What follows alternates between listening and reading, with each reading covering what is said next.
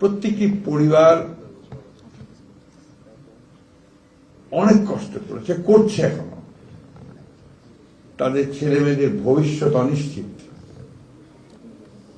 আমরা বিভিন্ন জায়গায় বিভিন্ন ভাতা দিচ্ছি, অথচ এই পরিবারগুলোকে, তাদের সন্তানগুলোকে মানুষ করবার জন্যে, বেঁচে থাকবার জন্যে, ভালোভাবে একটু জীবন যাপন করবার জন্যে আমরা এখন পর্যন্ত কিন্তু কোনো উদ্যোগ গ্রহণ করিনি।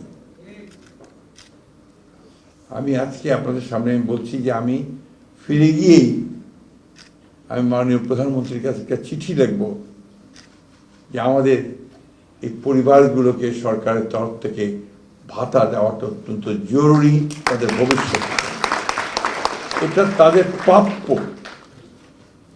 আজকে আমরা নির্বাচন করেছি, কেউ মন্ত্রী হয়েছি, কেউ এমপি হয়েছি, কেউ বড় বড় চাকরি করছি, আমাদের সচিব মহোদয় এখানে আছেন, সবাই আমরা ছবি তৈরি করছি, কিন্তু যারা এর জন্যে চলে গেছে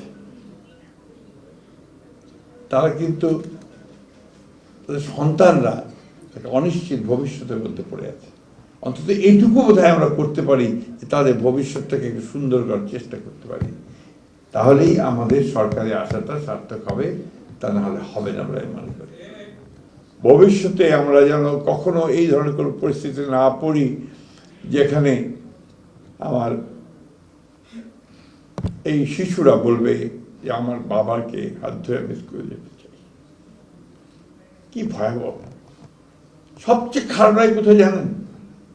যে আজকে সেই ফ্যাসিস্ট মহিলা বিদেশে বসে এতটুকু অনুশোচনা নেই, সমানে বাংলাদেশকে আরো অস্থিতিশীল করার চেষ্টা করছে, যেটাকে আমি মনে করি যে একটা ক্রিমিনাল অফেন্স, যেটা মানবতার বিরুদ্ধে একটা অফেন্স। এই জিনিসগুলো থেকে যেন আমরা বেরিয়ে আসতে পারি।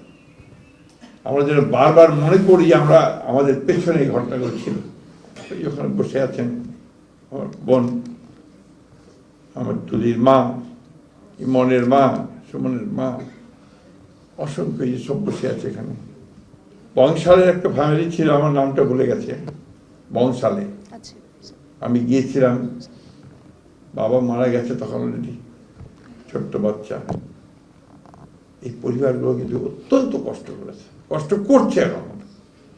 তাই আমার মনে হয় যে আমাদের ফোকাসটা এখন হওয়া উচিত, আগে পরিবারগুলোকে বাঁচাতে হবে, তাদের সন্তানদেরকে শিক্ষিত করতে হবে, তাদেরকে উপযোগী করে তুলতে হবে।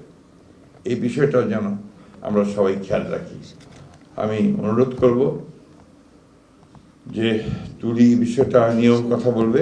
আমরা বলছি, আমি বললাম যে আমি আজকে গিয়ে চিঠি লিখব এবং আশা করি আমাদের মাননীয় প্রধানমন্ত্রী, যিনি আমাদের এই আন্দোলন সংগ্রামের আরেকজন প্রতীক, তিনি এই বিষয়টাকে গুরুত্ব সহকারে দেখবেন।